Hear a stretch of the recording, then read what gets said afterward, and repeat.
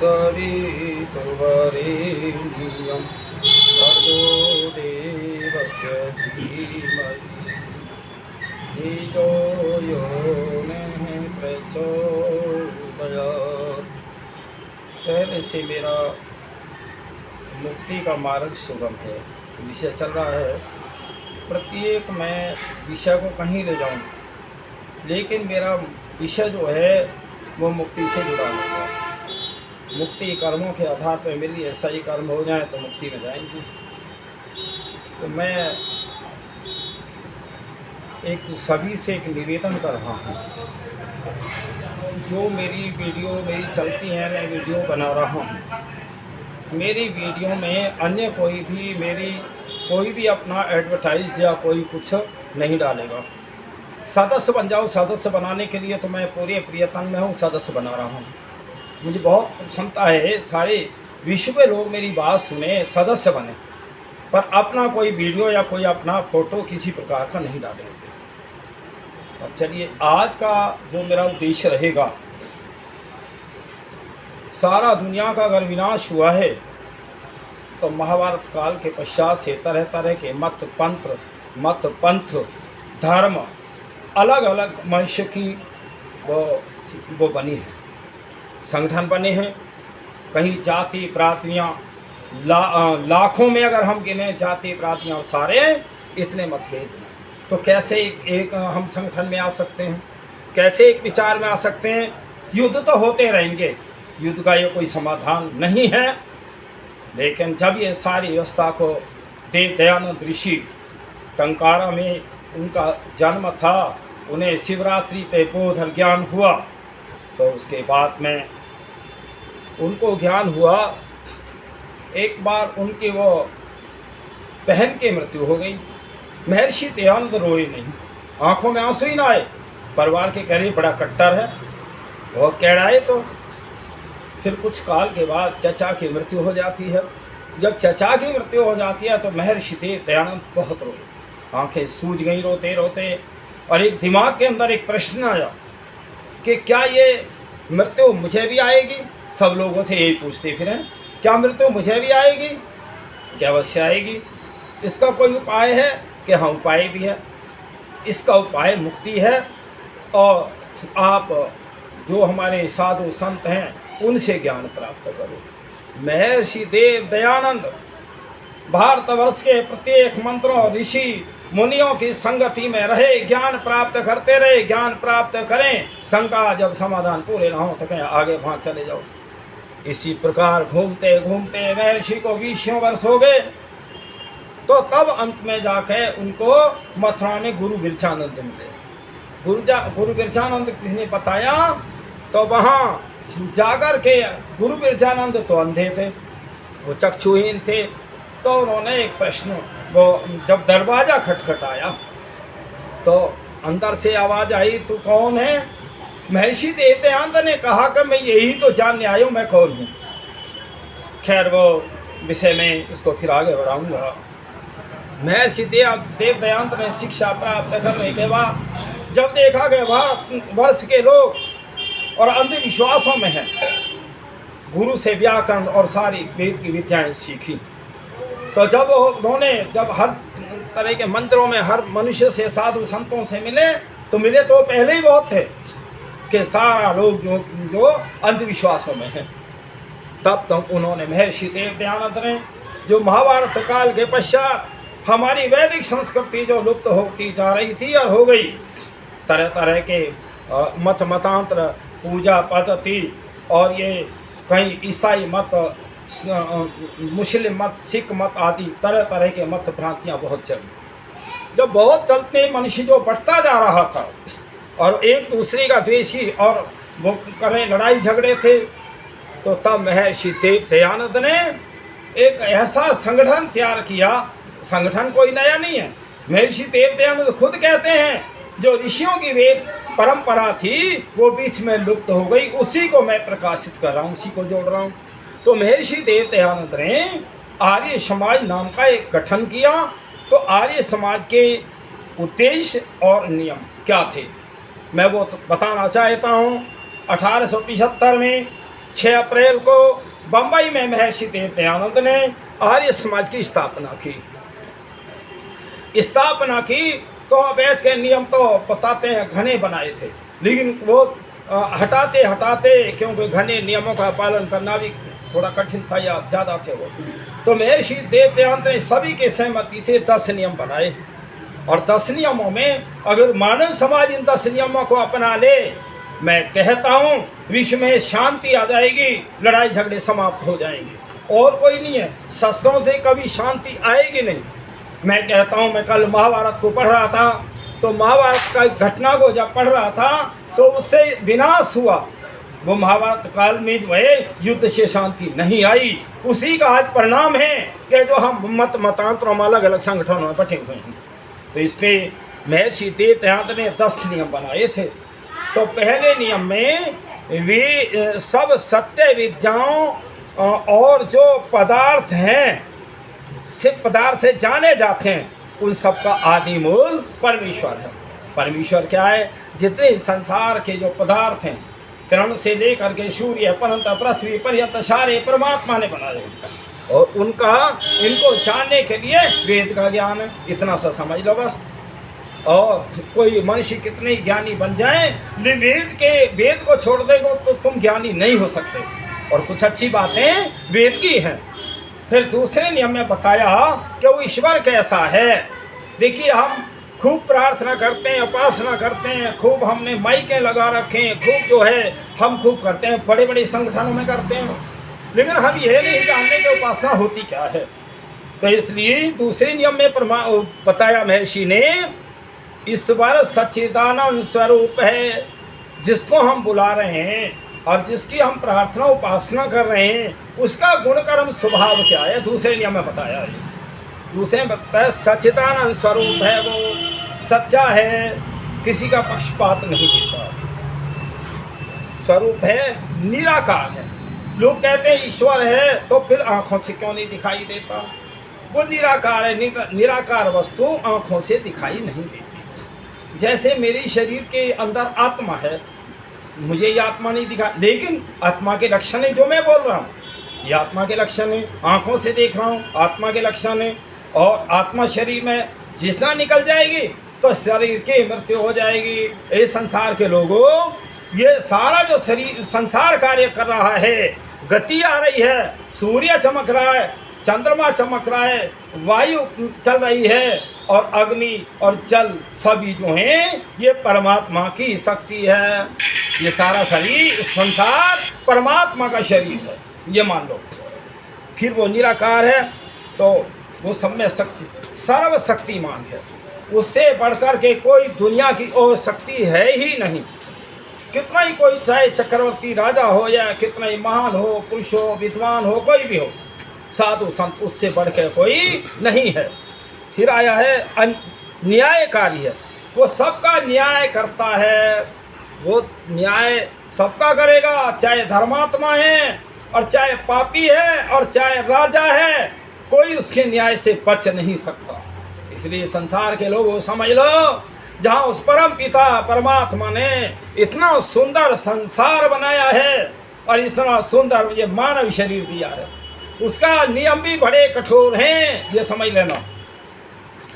तो फिर वो दयालु भी है, वो हमारे सूर्य का प्रकाश है। अब यहाँ सूर्य निकल रहा है भारतवर्ष में, तो कितना सुंदर सूर्य, रात्रि थी, रात्रि कितनी सुंदर बनाई है भाई, उसकी रचना का वर्णन करें हम। रात्रि में ऐसे सो जाते हैं जैसे कोई बच्चा माँ की गोद में सो गया, सुबह हम बिल्कुल तरोताजा होकर उठते हैं। ये परमात्मा की कितनी बढ़िया व्यवस्था है उस प्रभु की। फिर वो अजन्मा है। कई लोग, ये लोगों की भ्रांतियाँ हैं कि वो परमात्मा अजन्मा है, वो हाँ अजन्मा है, वो जन्म, परमात्मा अजन्मा है, जन्म नहीं लेता, लेकिन कोई किन्हीं महापुरुषों को अवतारित या जन्म लेकर के, जैसे मान लीजिए राम को कहते हैं, राम जो जन्म लिया, राम अवतारित थे, और उसको क्या नाम है, रावण को मारने के लिए राम ने जन्म लिया। अच्छा एक बात बताओ, क्या राम का जन्म रावण का जन्म नहीं हुआ? जो इस संसार में जिनका जन्म हुआ है वे अवश्य मृत्यु को प्राप्त हुए हैं, उन्हें कोई और मारने की शक्ति नहीं है, अपने आप ही मर जाएंगे समय पे आकर।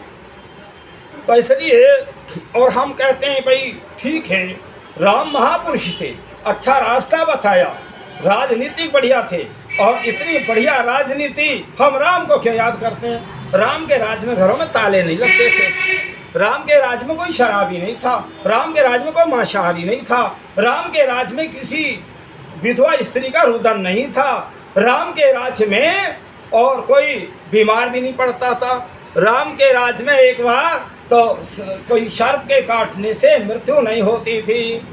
एक बार बहुत बड़ी यहाँ राम की लीला हो रही थी, 10,000 लोगों से भी ज़्यादा लोगों की भीड़, और चारों तरफ माई के कई किलोमीटर के थे।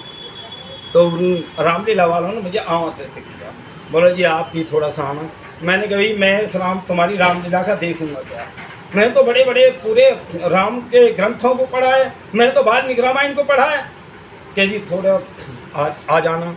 मैं आऊँगा एक शर्त पे, जब तुम मुझे 10-5 मिनट का बोलने का समय दोगे तो मैं आऊँगा। बोला जी चलो आपको समय दे देंगे। जब मुझे समय दे दिया उन्होंने, मैं एक प्रश्न किया था, जितने तुम राम के भक्त हो, रामलीला देख रहे हो, मेरे एक प्रश्न का उत्तर दे दो बस, 10,000 रुपया इनाम का दूंगा। मैंने उस समय घोषणा, आज से 10-12 साल पुरानी बात है। मैंने कई प्रश्न, मन की राम के राज में सर्प के काटने से क्यों ना मृत्यु होती थी, बस किसी से कोई उत्तर ही ना बना। जो रामलीला कर रहा था, भैया तुम ही बता दो। वो जी हाथ जोड़ने लगे। फिर मैंने कहा भाई तुम नहीं बता सकते तो मैं आपको बताता हूँ, ऐसा थोड़ी है कि प्रश्न को गोपनीय रखा जाए। देखिए एक बात सुनो, राम के राज्य में सर्प के काटने से क्यों नहीं मृत्यु होती थी? जैसे सर्प है, ततैया है, छिपकली है, और जितने भी जहरीले प्राणु हैं, मक्खी मच्छर, सब ये जो है गंदगी को पसंद करते हैं, गंदी वायु को पसंद करते हैं, निकालते तो शुद्ध है ये। तो उस समय जब घर घर में यज्ञ हुआ करते थे तो सर्प को गंदी जहरीली वायु नहीं मिली, ना मिलती थी, तो सर्प के अंदर जहर नहीं था। ये तक घर घर में हवन होते, कोई ऐसा परिवार नहीं होता था कि जहाँ हवन ना हो जिस घर में, और एक समय नहीं दोनों समय होते थे। तो ये संसार के लोगों, ये राम के भक्तों, राम को समझो। ये दुनिया के लोगों, राम भी तुम्हारे पिता हैं, परदादा हैं, और कितनी पीढ़ी पे मैं जाऊँ तो सबकी पीढ़ियाँ राम से गुजरी हैं, ऋषियों से गुजरी हैं। तुम भटक रहे हो, तुम भूल रहे हो, तुम मनुष्य इस जीवन को ही में भटक रहे हो। तो इसलिए मैं इस पे ने ज़्यादा के आज मैं 10 नियमों की व्याख्या करूँगा। तो परमात्मा अजन्मा जन्म नहीं लेता, अनंत है। कोई दुनिया का कितने ही लाखों किलोमीटर घंटे की उससे जो है कोई मशीन ही तैयार कर ले, रॉकेट दौड़ाएं, परमात्मा के राज को जान नहीं सकते कितना, इसलिए उसका नाम अनंत है। और फिर वो निर्विकार है, उसके अंदर कोई विकार नहीं है, कोई अगुण नहीं है, कोई बुराई नहीं है। फिर है अनादि है, ये कोई वो सीमा नहीं है, इतने दिन परमात्मा को हो गए, इतने दिन हो गए। मेरा तो जन्म है और मेरे जन्म के बाद मृत्यु है, फिर जन्म है, लेकिन परमात्मा का जन्म नहीं है ना उसका। वो तो अनादिकाल से है, वो ही तो हमारा पिता, सृष्टि का नियम करने, वो सृष्टि को नियम में चलाने वाला, वही जो सृष्टि का निर्माण करता है, वो प्रलय करता है, सबका न्याय करता है। तो फिर वो अनुपम है, अपने में अलग ही है, और फिर सर्व आधार है, वो सबका आधार है, उसका आधार कोई नहीं है। ये हमारी भ्रांतियां हैं कि जो हम तरह तरह के मतांतरों में बहक रहे हैं। सर्वेश्वर, सर्वेश्वर का मतलब है जो परमात्मा कर दे, जो न्याय करेगा, उसको कोई काटने वाला, बदलने वाला नहीं है। इसलिए विचार करो परम पिता परमात्मा कैसा है। मैं इस समय परमात्मा का दर्शन करा रहा हूँ आपको। मेरे एक एक शब्दों को, मेरी वीडियो को 10-10 बार सुना करो दिन में, और जब 10 बार सुनोगे तब तुम समझ नहीं पाओगे। मैंने वेदों को पढ़ा है, मैंने ऋषियों को जाना है, ऐसा नहीं है। तो फिर अनुपम सर्वाधार है, सर्वेश्वर है, जो कुछ कर दे वो परम पिता परमात्मा, उसके न्याय को कोई टाल नहीं सकता।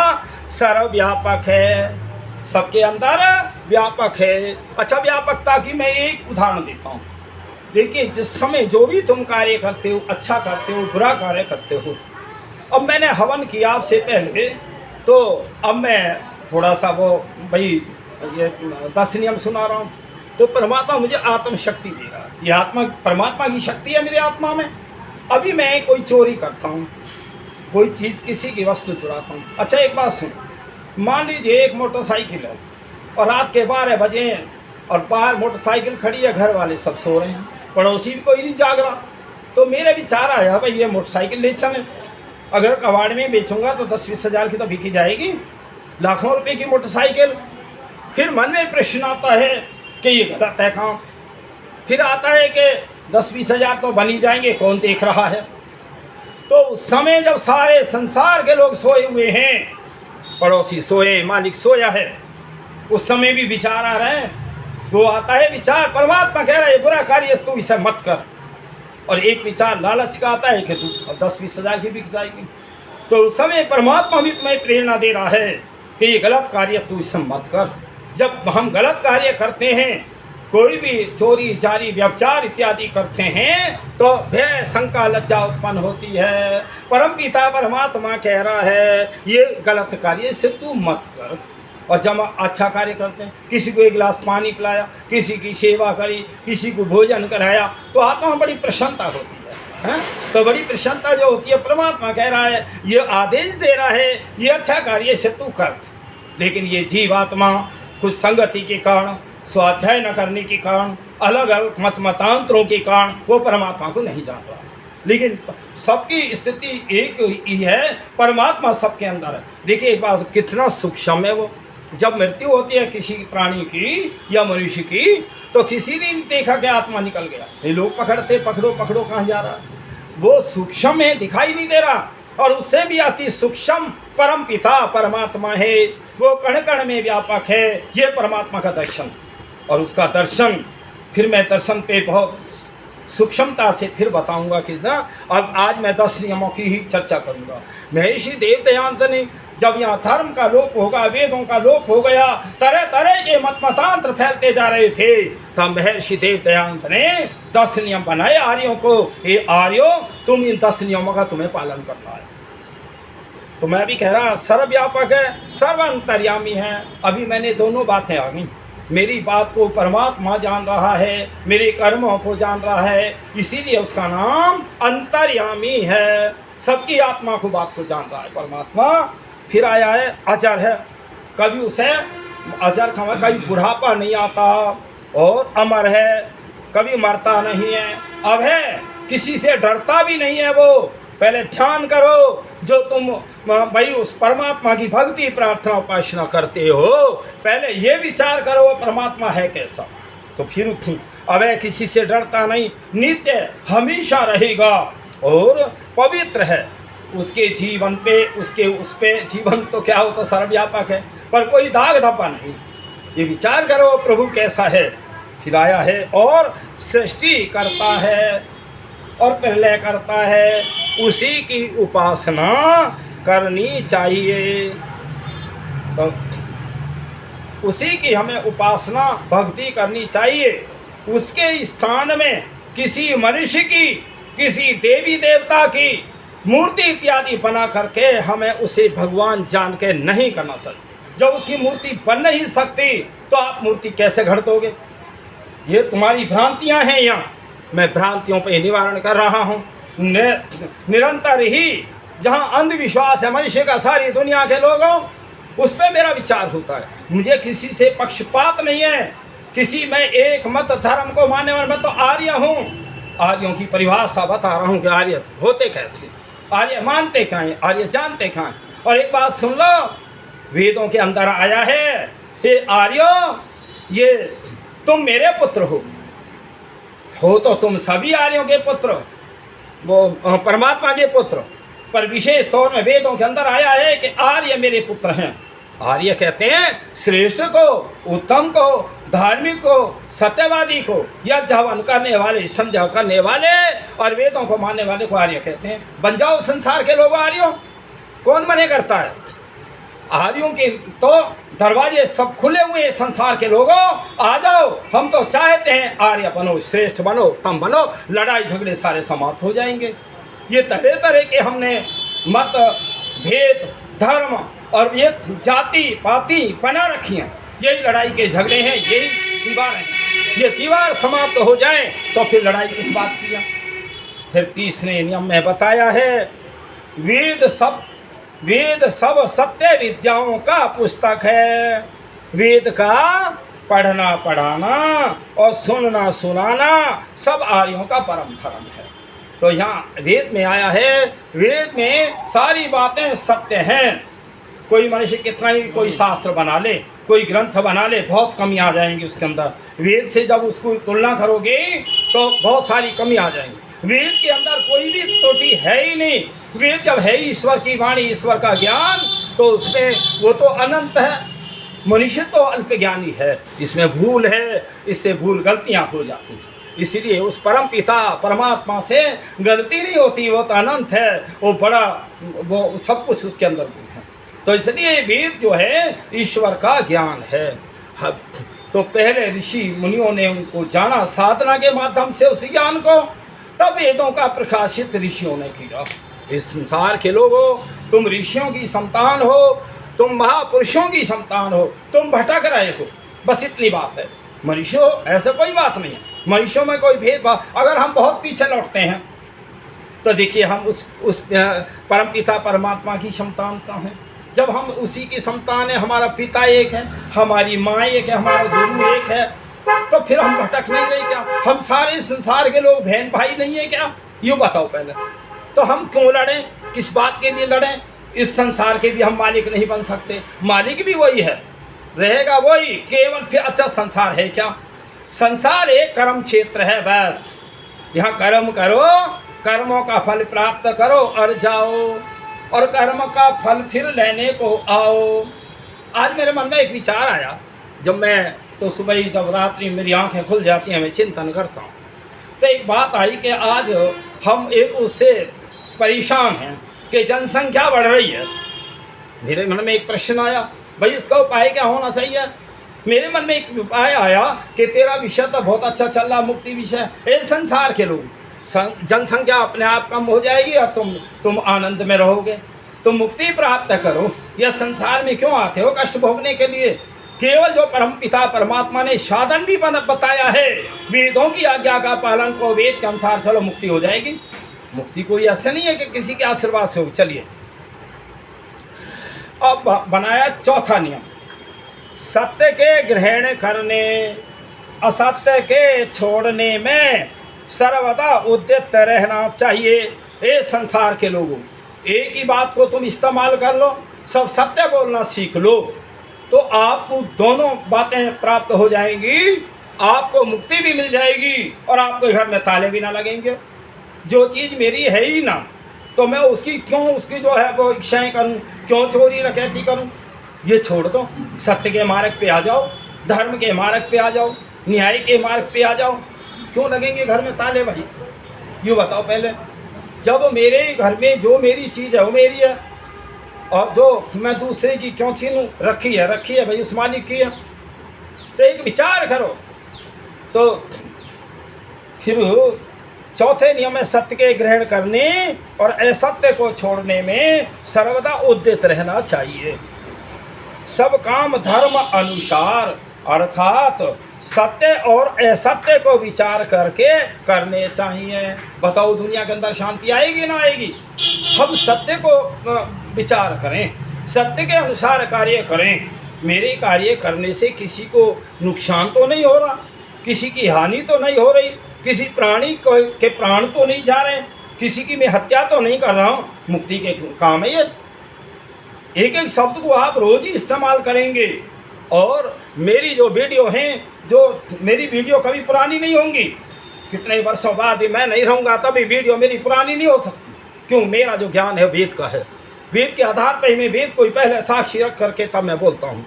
और न किसी मनुष्य मात्र को कोई गलत लग सकता। कहीं मेरा व्यक्तिगत स्वार्थ है तो कोई गलत भी लग सकता, लेकिन जहाँ व्यक्तिगत स्वार्थ छोड़ दो कि ये सत्य कहा या सत्य का, इस पर विचार कर लो तो गलत है ही नहीं, ये सोचो। तो इसलिए अब आया है पांचवा नियम। पांचवें नियम में संसार का उपकार करना इस समाज का मुख्य उद्देश्य है। अर्थात शारीरिक, आत्मिक और सामाजिक उन्नति करना। अब क्या है, ये संसार का उपकार करना इस समाज का। देखिए, समाज में दो बातें आती हैं। एक तो मैं आर्य समाज के उद्देश्य बोल रहा हूँ, दूसरा जो मनुष्य समाज है उसका ही तो कर्तव्य है आत्मिक उन्नति करनी, सामाजिक उन्नति करनी, और तीसरी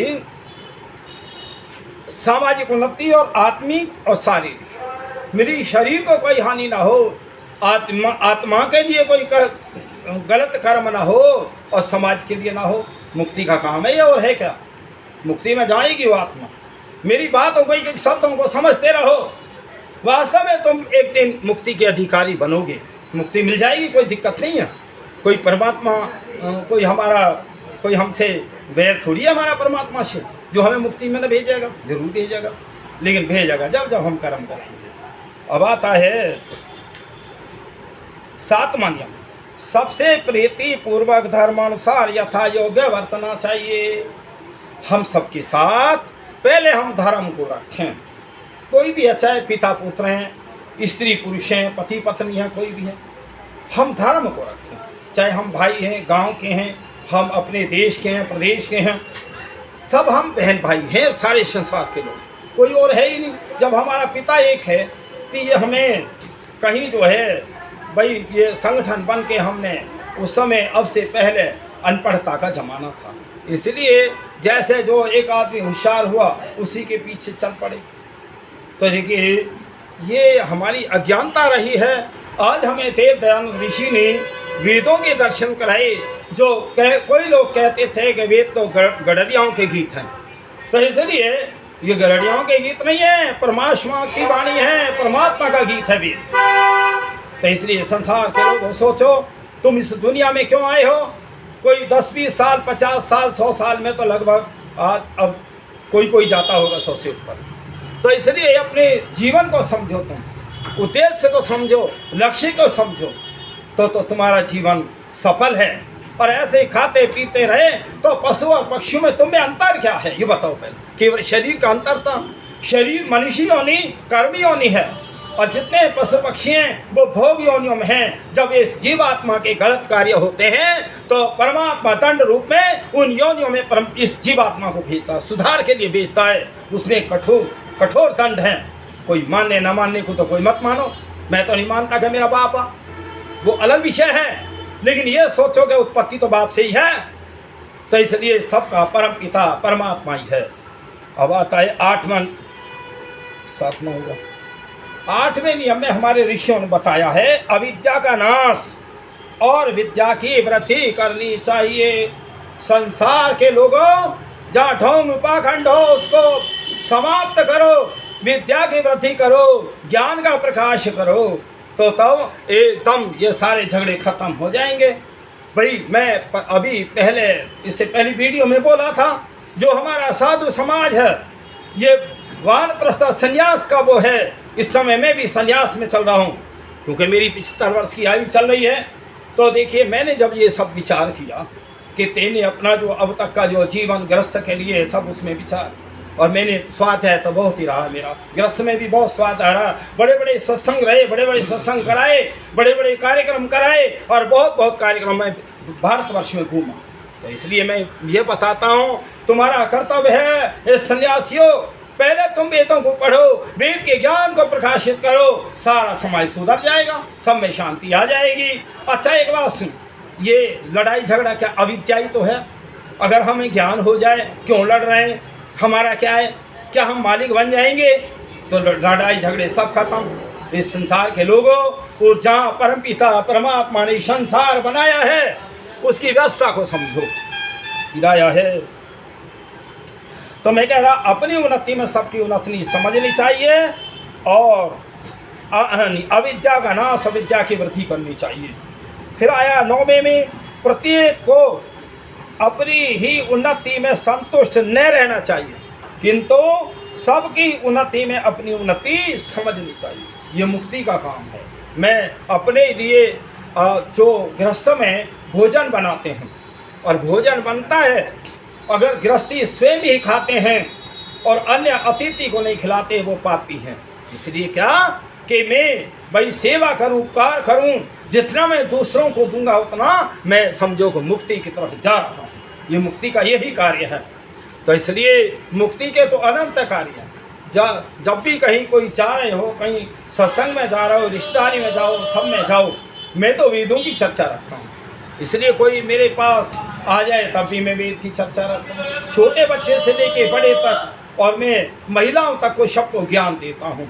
तो इसलिए मैं रास्ता बताता हूँ। मैं यही तो मेरा यही जो ज्ञान है, यही मुक्ति का कर्तव्य है। विचार करोगे मुक्ति मिलेगी कैसे? आया है, प्रत्येक को अपनी उन्नति में संतुष्ट न रहना चाहिए, किंतु सबकी उन्नति में अपनी उन्नति समझनी चाहिए। और 10वें नियम में सब मनुष्यों को सामाजिक सर्वहितकारी नियम पालने में परतंत्र रहना चाहिए, और प्रत्येक हितकारी नियम में सब स्वतंत्र रहें। देखिए, कोई धार्मिक कार्यक्रम है, हमें समय पर जाना चाहिए। मैं लगभग में मेरी एक राज्य आर्य सभा का गठन हुआ उत्तर प्रदेश में, आप भी चल रहा है। तो मैं जिला गौतम बुद्ध नगर का उस राज्य आर्य सभा का अध्यक्ष रहा लगभग 15 वर्ष। तो मैं अध्यक्ष पद था मेरे पास। मेरे जो मंत्री थे वो रिटायर्ड दरोगा थे, वो बहुत अच्छे थे, वैसे ब्राह्मण वर्ण था उनका। तो वो जब भी मीटिंग होती तो वो समय से पहले 5 मिनट पहले आते थे। मैंने कहा भाई इनका जीवन कितना बढ़िया रहा होगा, तपस्वी जीवन रहा है कि पुलिस की नौकरी करते हुए भी कितना नियमों का पालन है। तो ये संसार के लोगों, जहाँ कोई सार्वजनिक मीटिंग हो, कोई कार्यक्रम हो, 100-200 का कोई वो हो, तो वहाँ पहले समय पे ही जाना चाहिए। पहले मत जाओ, पर समय से लेट भी मत जाओ। मान लीजिए 100 लोग मीटिंग में बैठे हैं और मैं लेट होगा, मेरा इंतज़ार कर रहे हैं, तो 100 लोगों का अगर 5 मिनट भी मैं लेट हुआ तो 500 मिनट तो बेकार चले गए। ये विचार करो कि हमें नियमों का पालन करना चाहिए। ये सारे नियम और कर्तव्य हमें मुक्ति की तरफ ले जाते हैं। तो इसलिए संसार के लोगों, मुक्ति तुम्हारे कर्मों से मिलेगी, और जो नरक है वो भी तुम्हारे कर्मों से ही मिलेगा, कोई और नहीं देगा। वो परम पिता परमात्मा न्यायकारी है, वो दयालु है, वो अजन्मा है, अनंत है, निर्विकार है, अनादि अनुपम सर्वाधार है और सर्वव्यापक है, सबका स्वामी, सबका पिता, सबका गुरु, सबका आचार्य, सबकी माता, सबकी जननी वो ही है। तो इसलिए परम पिता के उससे तुम बच नहीं सकते न्याय से। तो देखिए, अच्छे अच्छे कर्म करो, धर्म के कर्म करो, वेदों को पढ़ो, वेद का ज्ञान सबको प्रकाशित करो, ये मुक्ति का मार्ग है। मैं इतना ही कह करके ओम शांति।